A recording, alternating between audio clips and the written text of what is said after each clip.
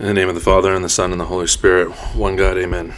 Hello, beautiful friends. I'm Natalie. And I'm Claudian. And welcome to Shokran very much, the podcast. And this week's episode is titled Fleeting Gold, The True Meaning of Success.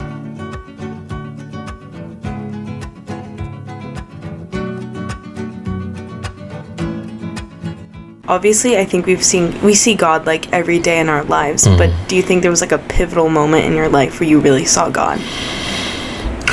I wouldn't say there was one. I wouldn't say there was one. I'd say there's multiple places along the way.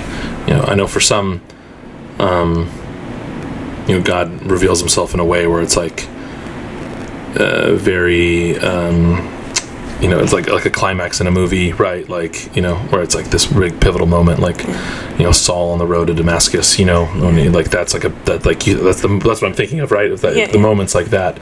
I don't have a moment like that in my life. I like hearing those stories. Those are good stories, but I am, but I have like multiple touch points, I think, where I saw God, and I think the way, why I still have faith or believe is I feel strongly that, he has had his hand in like every step of the way, right? Like even when I was telling you earlier about like, I wanted to go to college in San Diego, and he says, no, you're going to go to Irvine, and then everything in my life has like come from that point, right? That wasn't my choice, that was his, and it was like the most amazing thing that ever happened to me. And I talked to a lot of college age students now, or like seniors in high school, who are like so stressed about it, where they're going to go and things like that. I'm like, no, God's going to put you where he's going to put you, and it's going to be amazing, right? And it's going to work out. And that sounds cheesy or pie in the sky, but that was true in my life. And I felt God, once I got there and went through some struggle, I'm like, no, God put me here for a reason. And then even when I went out to every job I had, like God always had his hand in the way he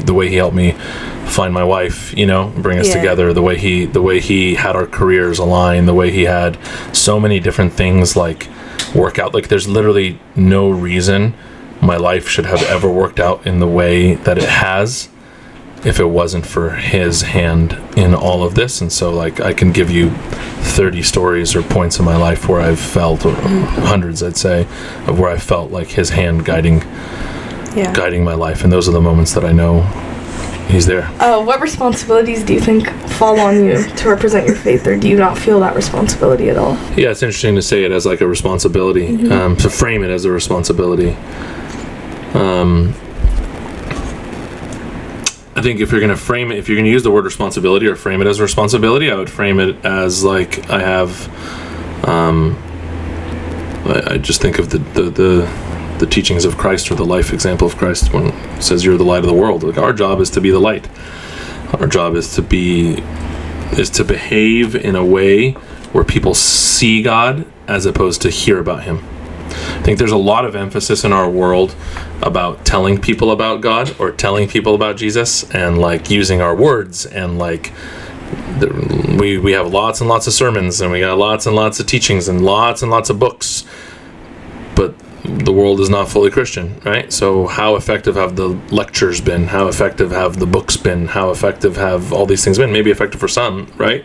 But I think the example that Jesus set while he was alive on earth was like, this is how you behave, this is how you act, this is how you live. And if you live this way, people are going to see my Father, they're going to see God. And I think that's what I see as a responsibility for all of us, not just myself. And I think we're not doing a great job of that, to be truthful, because I think that's like the true duty of a Christian, right? St. John Chrysostom says there would be no need, right? If you've heard this quote from one of the fathers of the church, like St. John Chrysostom says, there would be no need for sermons, there would be no need for this if we all acted like Christ. If we all behaved like Christ, there would be no need for any of these things that we have. So, do you think that you've ever had like difficulties as a Christian in your line of work? No. Yeah, I don't think I have. Like, have I dealt with like religious like persecution or like discrimination or anything based on the classification or the categorization of my religion? I'd say no. But what about like you with yourself? Maybe like you were exposed to certain things, or like the party life. Yeah, well, yeah. All right, well, okay. That's different. There you go. You're asking me that way. Yeah. Look, but I think that's any walk of life or any career pathway, again, I think to be more nuanced, right? Like, sure, like, let's just call it like sex, money, drugs, alcohol, partying. Those things are present in almost every line of work, right? Yeah. And are they more prevalent in athletics than they are in other places? Maybe, right? I think that's a misnomer sometimes in like, it certainly maybe in like professional sports, right? Where it's like your professional life, but not so much in like, every other space, but it's certainly there, right? So if I wanted to live a life that involved those aforementioned things, is it more available to me in athletics than if not? Yes. Are there temptations everywhere though? Yes. And I think there's a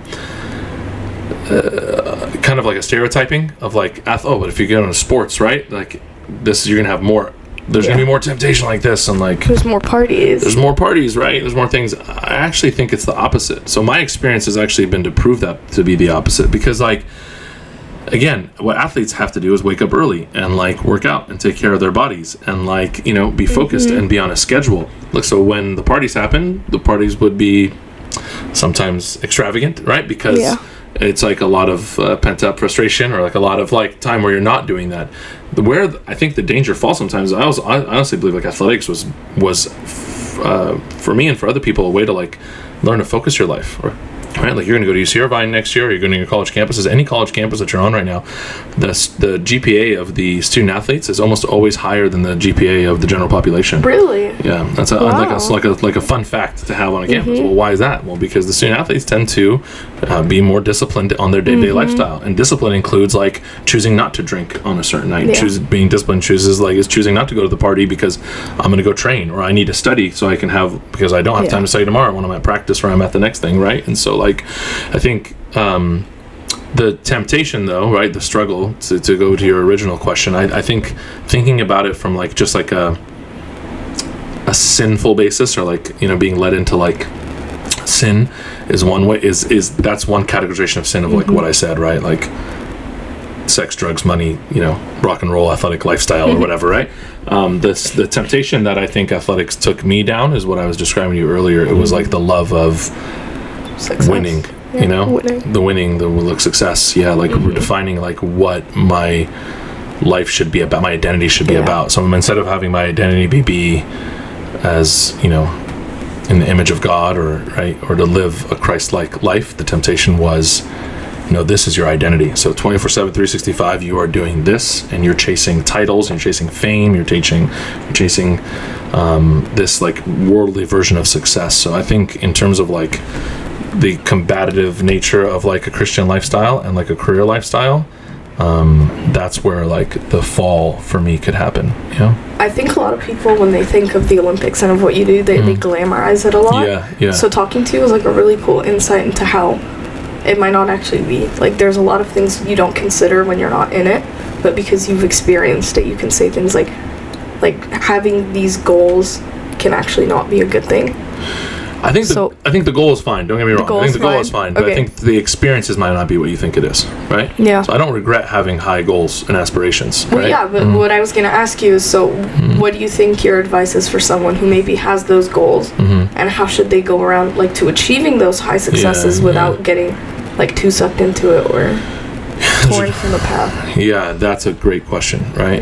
There's a coach who head basketball coach at Virginia who said this once. His dad was a pastor, and he was coaching, and they'd won the national championship, and he's in his press conference, and he says something like this. He says, because I know what truly matters, I can enjoy what seems to matter. Because I know what really matters, I can enjoy what seems to matter. Right? So it was like this amazing perspective, like, yeah, you just won, like you're a really successful coach, but this doesn't really matter, right? And because I know that this doesn't really matter, and I know what really matters, and he was referring to God, and he was referring to Jesus, right? Like he was referring to living a Christian lifestyle. He's like, because I know that that's what's important, I get to enjoy this more. And so had I had and this is what I said before, though, I think God did this for me because I'm stubborn. And I'm not, like he let me touch success to teach me that I don't need it anymore, right? The wise person, because I'm not a wise person, right? God had to force me into this, right? So that's the revelation, maybe to answer your question earlier, right? The revelation that God gave me is that he hammered me over the head. Oh, you want success? Here, take it. You know? It's like, take all the success in the world. Go ahead, have all the success. How do you feel now? And I'm like, I don't feel that good. Well, there you go. That's God's lesson to me, right? In a very more slang fashion, right? But that was the lesson. But if a wise person, right, would have learned that earlier. A wiser person than myself would have learned that along the way. A wiser person would know that the fire is hot without touching it. A wiser person would see a shaky bridge and be like, I'm not driving over that thing, right? And so my advice to people, anybody young, have the goals, but know what really matters, and don't let it become your identity. Because the minute it becomes your identity, you can lose yourself. And we're awful at that in America. Like in America, the religion in America, growing up in America, is career. It's work. What's the first thing people ask you when they see you? What do you do? What do you do? Bingo, right? You said it. That's the number one question. What do you do? Not like who you are, how are you, or like, what's it like to be Natalie? No, like, what do you do? And when you're young, it's what do you want to be? And what do you want to be?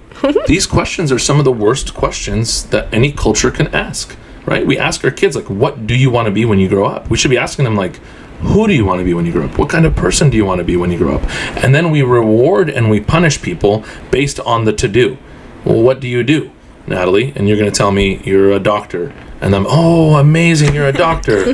Or you're going to tell me you're a teacher. And it's like, oh, are you okay? Like, do you need to borrow some money, right? Like, can I take you to lunch? Is everything all right? Like that. Like that's how we reward and punish these things so much that it's ingrained and embedded in everything that we do, and that is, it's not healthy. It's certainly not healthy spiritually, right? Yeah. And so I challenge all of us. Like, this is what I want to get better at. Is like when you meet somebody, like, hey, so what do you do? Well, now you're just buying into this American culture of just like, you are your job. And if you are your job, then you're going to treat your job like a religion, because that's who I am. I am this career. I am a pharmacist. I'm a doctor. I'm a coach. I'm a whatever. I'm a musician.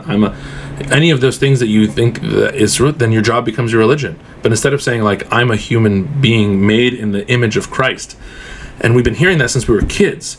But why is it that when we walk into every one of our churches on a Sunday, the first thing somebody asks us when we walk into the church is, what do you do? Where do you go to college? What's your major? Right? What do you do? Oh, yeah. Right? That's how we do it. Instead of saying, like, really meeting ourselves in what is the true image of how we were created. So you kind of mentioned that you found your passion in teaching Sunday school. Mm-hmm. So how were you able to kind of balance your busy schedule as a coach and with all the sports things and your travels, and still being able to come to church? You prioritize. It wasn't always easy. I mean, and again, my career, I was so obsessed with moving up in my career that I decided to move to central Pennsylvania for 6 years, in Lewisburg, Pennsylvania, where there was no Coptic Orthodox church. Really? Yeah. You went there for 6 years and there wasn't a church? There wasn't a church there for 6 years. Wow. So you're asking me a question that I feel like I failed at, Like, I'm trying to make it a priority. I've always tried to integrate it into my service. I've tried to, or into my life, right, that I have those time to do those things. But there was a good amount of time where I left the service, and in a lot of ways left the church, right? Because when I took myself out to Pennsylvania, I mean, I spent my summers in California. It's winter breaks, things that come, and when I was here, I'd try to go to church and things like that. But like, not only was there no Coptic Orthodox church, I couldn't find an Orthodox church. And then there would be some Sundays I'd finally have like a Sunday off or something like that, right, in the middle of Pennsylvania. I'd say, like, well, where can I drive to go to church? And again, if you don't know Pennsylvania and you're looking at a map, it's the 9th largest state in the union. Great. It's a big state, and I'm literally smack dab in the middle of it. So it's 3 hours to Philadelphia, 3 hours to Pittsburgh, 3 hours to New York City, to 3 hours to Washington, D.C. Like, so a couple times I'm like, well, I'm just getting in the car and I'm going to drive 3 hours, right, and try to find a Coptic church. So, every once in a while I would do that, or try to find business while I was there. Like, okay, I got to do this in D.C. anyway, let me drive 3 hours and go see a church. I would try to visit other Orthodox, Eastern or Oriental churches, anything I could find, like in an hour drive or something nearby. But even then, it was very cumbersome, and it didn't always work out. So, like, I think over the course of my life, I didn't always do a great job of it, and those 6 years had their purpose in my life. God was trying to teach me something there as well. And now I've just tried to make it more of a priority, right? You just have to prioritize these things, right? And I think that's it's hard to do in the first half of your career because you feel like you got to make it. It's much easier for me to say no now in my career before. And then that's, again, going back to advice for people, is like, learn how to say no. Saying yes is like the easiest thing in the world, all right? I'm trying hard to say no. I got to say no sometimes, I got to say no to things. I got to say no because if you say yes to everything, your schedule is going to be filled up with all these wonderful worldly activities, and you could be the popular and have all kinds of fun and cool, neat things to do. But they're not all going to be edifying or service-based. So you gave spiritual advice. Yeah. Yes. So I'm going to ask you to give advice to a person who's maybe interested in the water polo world or the coaching world or something more functional advice than spiritual. You change the world by who you are, not by what you do. You change the world by who you are, not by what you say. You change the world by who you are, not by what you write, and I think if more of us focused on who we were really and truly, then we would be affecting the world in a very dramatic way. And I think that's what Christ's example was, right? Like really truly forgiving people, right? Really truly being non-judgmental, right? Really truly not being affected, by the harsh nature of the world, right? And just being that light. That's a lifelong journey, and all of us are more concerned about the things that not who we are, but what we're doing, and what, again, who are you? What do you do? What do you do? And we're concerned about those things as opposed to being concerned about who we are. So that's the advice I think I'm trying to give myself as I say it out loud, right? Is like being focused on who I am as opposed to being focused on.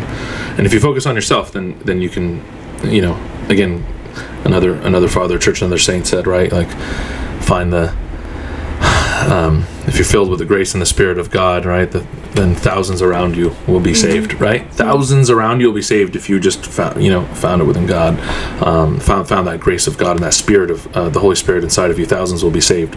Again, go back to Jesus' life. Like, how many sermons did he really give?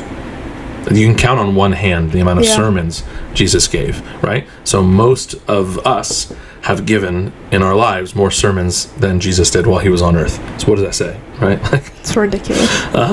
That's like a little imbalance that we probably should, like, how much do we really need to be talking, and how much more should we be showing and doing, right? So then to answer your question about like career advice or pathway, if somebody wanted to go into like coaching or teaching or anything like that, is I think one, you got to find out if it fits your personality, right? If you find a lot of joy in it, right? Like, you guys asked me a couple times in this, like, where I had fun, or what would be, what are the coolest places you went to, and all those things. Like, nothing matches the emotion or satisfaction or contentment or like the connection with God, I feel like, after like, really feeling connected in a lesson that I taught, right?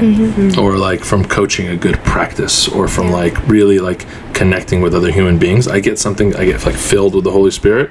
At least I believe it is, right? I filled with emotion and filled with the Holy Spirit, and I feel God's grace in my life, and that feeling can't be replicated, right? It's a really hard feeling to replicate, and there's not a drug, there's not a success that I've had that has been able to like replace that right feeling, and that's it's pretty incredible. So you got to ask yourself, like, are you getting, if you want to go down this path, is your bucket getting filled by teaching? Because there's a lot of people who want to go into teaching and coaching who see it the other way. Like, well, I'm going to serve you, right? Well, I'm going to teach Natalie and Claudine, right? Like, I'm here to teach you, so let me fill your bucket. And if you look at it that way, you're going to be a really bad teacher, right? Yeah. Because you're not giving, right? Like, you should be receiving. The teacher receives, right? The teacher learns from their students. The teacher, like their bucket is filled by the act of teaching, by the act of giving. And if you feel like your bucket is being filled by that teaching, and by that coaching, or by that connection, or by that counseling, or by that connection with somebody, then it's for sure your path. And then do everything you can to, like, get experience in that path, and like get the certifications and find mentors, find people who have done it well, and ask them questions, right? And find out how to do it. Mentorship is important, very important. we talk a lot about winning with you, but I'm sure in the middle you've lost a few times. Oh yeah. And that's something not a lot of people talk about, and I want us to talk about that. What is it in your position, in the level of success you've achieved? How did you cope with loss? What did loss do to you? Whew. That's a really, really, really good question. Because, look, from a psychological standpoint,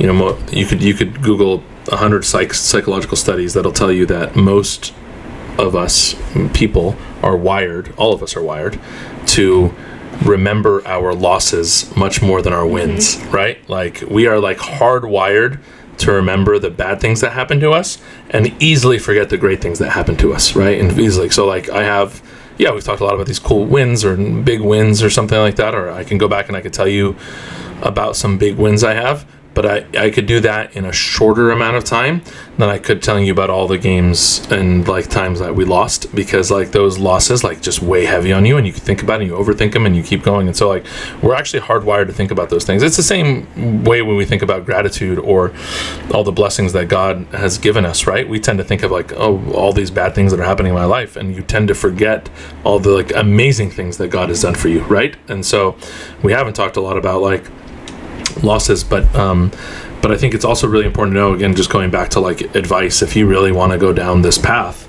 and I'm in this way too, and look, and I'm not being critical of you for having me on here because I'm a successful person, right? But I hope it doesn't also reinforce the fact that like I'm on here because I'm successful, right? Like I want to, like, that's a big thing for me, right? Is that like we start flipping the table around and flipping the script around, like what's important and what's valuable, right? And any success I've had in my life is not valuable and does not make me worthy at all to come here and talk to you, right? And so, or to be on a podcast or to, have anything written about me. Those are, if that makes sense, right? Like we want to flip away from this idea that like that type of success has any sort of connection to your spiritual life or to the kind of person, or frankly the kind of person you are, right?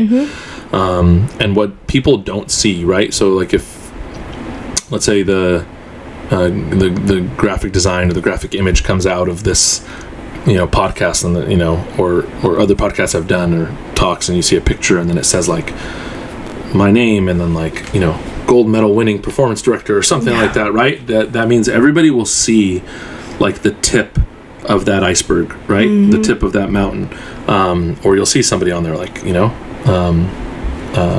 Joe Carlos, All-American, volleyball player, amazing, right? You'll see this like tip of the iceberg of like Joe playing in the Big West Final Championship and just like playing unreal volleyball and like reaching this amazing level of athletic achievement. And you see this little tip of the mountain, tip of the iceberg at the top. And what nobody sees is all those things underneath the surface that are not visible, the things that are under the water, the iceberg that's under the water, the mountain that you see that's beneath the dirt, beneath the surface, that's full of every loss, every night of like rejection, every time you've felt humiliated, right, by somebody, every time you felt completely worthless, right, every time you failed, right, every time you took a major risk and that risk didn't pay off, right, every time that you didn't talk to your friends for a week because you were at training camp, or every time you like really felt like you were on the edge of like breaking down mentally, breaking down emotionally, breaking down spiritually. You don't see any of those things. You just see, oh, how cool is it that you won? How cool is it that you're an All-American? How cool is it that you have all these things? And so we don't see any of these things under the surface. And so all of that is where the blessing lies, right? It's behind the mess. It's behind the struggle that the testament and the blessings lie. And that's what I really learned, is that once I got through all that muck and I poked my head out and we got to see some of the success, it's like it didn't feel as good as you wanted it to feel, right? Yeah. And the cycle, and then again, studies will show you, right? It's like winning, like, oh, it felt okay, right? But then you get addicted to this. That's why do people don't leave? You get addicted to like this grind of like grinding through it, because like you just want your next fix, right? Let me just like any drug, right? Like, let me get my next fix. I'm gonna go through this stuff. And so I think everyone's got to realize like just how difficult and how hard success, worldly success, and frankly any sort of spiritual advancement is. It's in a struggle. Either of those are embodied in an immense amount of struggle and messiness, right? Yeah. And it doesn't look clean. It looks like really complicated, really messy, non-linear, right? All over the place, until you finally realize what really matters. Yeah, I read something once because you talked about the mess a lot, and I read something and it said that God can take the biggest mess and turn it into the biggest message. Yeah. Ooh, Yeah, that's and a I good kind of one. remembered that when you said that. Yeah. Yeah, I think what I love about these POV episodes is when we sit, like you said, with Joe and we sit with you, what we know when we first meet you is like, oh, he won the gold medal twice. You know, Yeah. Joe played volleyball on the national team. Wow, these are super successful people. And you sit with them and we get to know you and we get to know Joe. And we learn a lot about the journey that maybe we didn't know before. And you have, I think, a renewed sense of appreciation for the success you guys had. Because it's not easy to come about and it's not easy to deal with before or after or during. And I think there's a lot of lessons that we can learn from it, and most of them don't actually have to do anything with water polo or volleyball. No. Yeah. Yeah. I agree, and I think I can't speak for Joe, but for myself at least, I needed a lot of that mess and that struggle and a lot of that to be able to appreciate and if I ever do go back and do other things, or frankly in my job now, right, I'm able to like what I'm doing now and whatever I do in the future, like I'm gonna have a much different context or perspective around it, and it's going to be centered around Christ. And I will be the first to admit I lost that many times along the way, right, as hard as I tried, and that I did a very poor job of that a lot of times in my life, right, and that's the real lesson, right? Go back to what that I was telling you that coach said to me, is because I know what truly matters, I can enjoy what seems to matter, right? Yeah. So is there anything else you want to add, or just that maybe we didn't ask you about that you feel like you want to share? I'll say this, I think it's what you guys are doing here is really cool. I'm glad that you guys it's a big blessing to be on here with you today. I think it's very cool that you guys are doing a podcast, because what you're trying to do is have different testimony around faith, and I believe that in this day and age we need more testimony than we do academics. We need more testimony than we need teaching, because we've reached a saturation level of information. Every bit of information is available to us in the world completely right now, and we need to hear why and how God is in people's lives in a real way, and I think you guys are doing that. So I just encourage you as you guys keep going in the service of a podcast to think about where the testimony is, right, and where the testament is of finding God in the world, because more than ever, if we want to bring people to Christ, and we want to bring people to understanding the faith, right, I think we have to show them. I don't think we have to tell them, I think there has to be a rethinking, and I hope that what you're doing here with this, as servants, if there's like servants who are listening to this, or as your servants who are doing this, I challenge all of us to rethink and reevaluate how effective our service is, on a personal level, and also like an effectiveness level for everyone that we're dealing with, because it's important to reevaluate and to not think about things the same way, and if we don't have these moments of inflection of what we're trying to do, then we will, along the way, we will be we'll lose more people than we gain, and I think we'll lose the point of it all, right? Which is how to be like Christ. Yeah. So. Shokran very much, John, for blessing us with your presence on this week's episode. It was really, really fun to have you. And shokran very much to all of our beautiful friends who tuned in and listened. Don't forget to follow us on Instagram and Facebook for updates, and also you could find our website in the show notes. Shokran very much for listening, and we'll see you next week.